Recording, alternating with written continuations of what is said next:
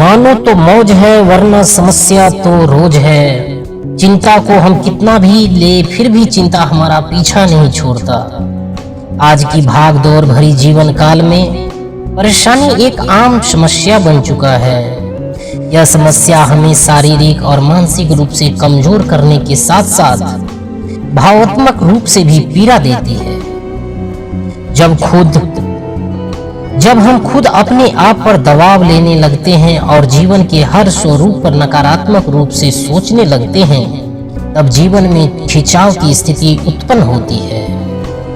इससे ग्रस्त आदमी न तो ठीक से काम कर पाता है और न ही अपने जीवन का बेखूबी आनंद उठा पाता।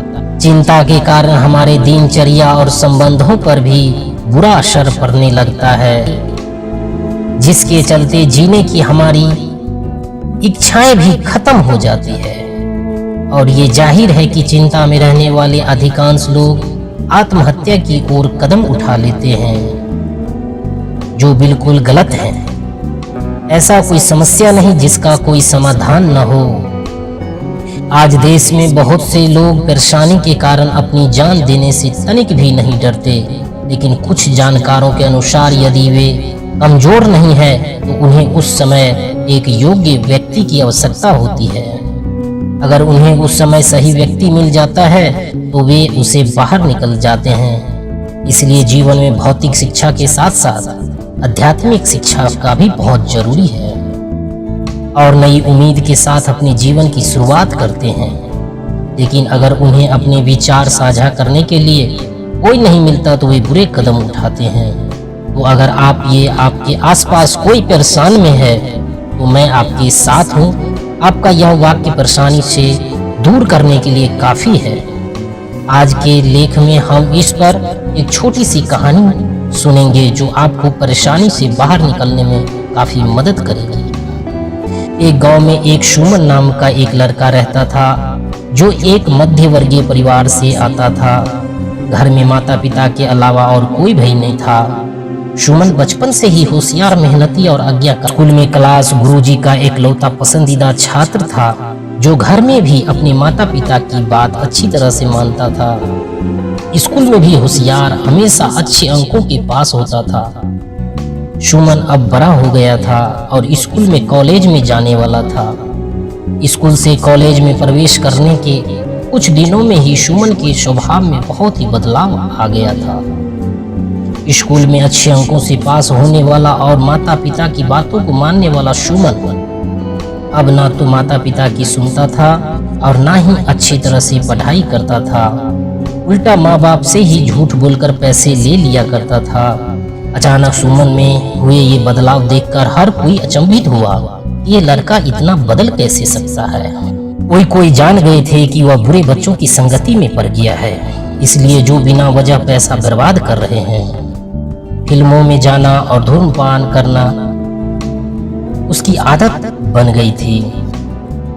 सुमन का यह स्वभाव देखकर उसके माता पिता ने उसे समझाने की बहुत कोशिश की।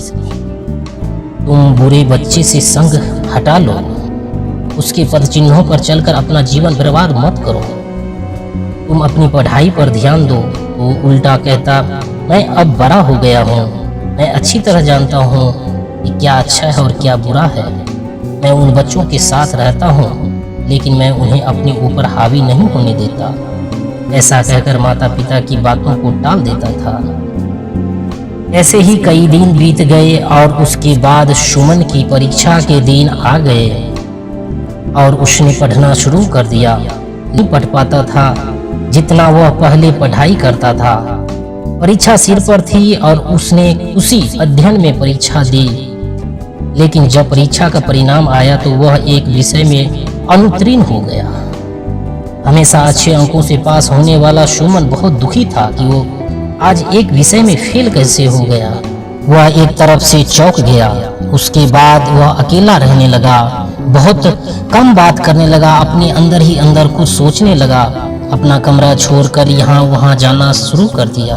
सुमन को इस स्थिति में देखकर सभी ने उससे कहा कि पिछला परिणाम भूल जाओ और आगे की परीक्षाओं पर ध्यान दो। जो हुआ उसे भूल जाओ, लेकिन वह अब भी किसी की सुनने की तैयार नहीं था और खुद को दोष दे रहा था क्योंकि इस वक्त सुमन पर तनाव का असर ज्यादा था। एक दिन उसके स्कूल के शिक्षक जो उसे सर्वाधिक पसंद करते थे, उनके बारे में पता चला। उसके बाद शिक्षक ने उसे मिलने का फैसला किया और अगले दिन उन्होंने अपने पसंदीदा छात्र सुमन को उससे मिलने के लिए अपने घर पर आमंत्रित किया। अगले दिन सुमन अपने गुरुजी को मिलने आए। गुरुजी बाहर आंगन में लकड़ी की आग के पास बैठे थे। उसी समय सुमन की उसके पास जाकर बैठ गया। गुरुजी ने सुमन की कुछ मिनटों तक सन्नाटा रहा। कुछ देर बाद गुरुजी ने जलती हुई आग में से एक कोयला निकालकर जमीन पर फेंक दिया। थोड़ी देर बाद आग से जलने वाला कोयला बुझ गया। तब सुमन ने गुरुजी से पूछा कि सर, आपने ऐसा किया क्यों? गुरुजी ने कोयले को वापस आग में फेंक दिया और सुमन से कहा, देखो उसी कोयले में फिर से आग लग गई और गर्मी भी दे रहा है। इसी तरह जब आप अपने माता पिता की बात सुन रहे थे, पढ़ रहे थे, तो आपके परिणाम भी सही थे। लेकिन जैसे जैसे आप बुरे संगत में गए, जैसे कोयला जमीन पर गिरा और बुझ गया, वैसे ही अगर आप बुरी संगति में रहकर आपको लगता है कि आप पढ़ाई कर ध्यान देते हैं, तो यह किसी का काम का नहीं है। अगर आप अपने माता पिता की सुनते हैं, तो आप भी उस कोयले की तरह फिर से सफल हो सकते हैं, जो फिर से जलकर उष्मा देते हैं। गुरुजी की इस बातों को सुनकर सुमन में परिवर्तन आया और वह फिर से अपनी की तरह एक अच्छा लड़का बन गया और समाज में फलने फूलने लगा। तो दोस्तों, इस कहानी की तरह ही तनाव के वक्त में हमें अपनी बातों को दोस्तों के साथ, परिवार वाले के साथ साझा करना चाहिए ताकि हमें सही सलाह मिल सके, क्योंकि किसी की अच्छी सलाह हमें तनाव मुक्त कर सकती है और आप एक जिंदगी बचा सकते हैं। मनुष्य प्रकृति की एक संरचना है जो दुख के पहाड़ को पार कर सफलता को शिखर तक पहुंच सकती है। जीवन में हमेशा आशा का दीपक जलाए, जो आपको हमेशा जीवन जीने का मार्ग देगा। आसपास के दोस्तों का ख्याल रखें। अगर आप अभी अकेलापन महसूस करते हैं, तो बेहिचक अपने दोस्तों के साथ साझा करें। ऐसा करने से निश्चित रूप से आपको अपनी परेशानी की स्तर को कम करने में मदद मिलेगी। ये छोटी सी कहानी था।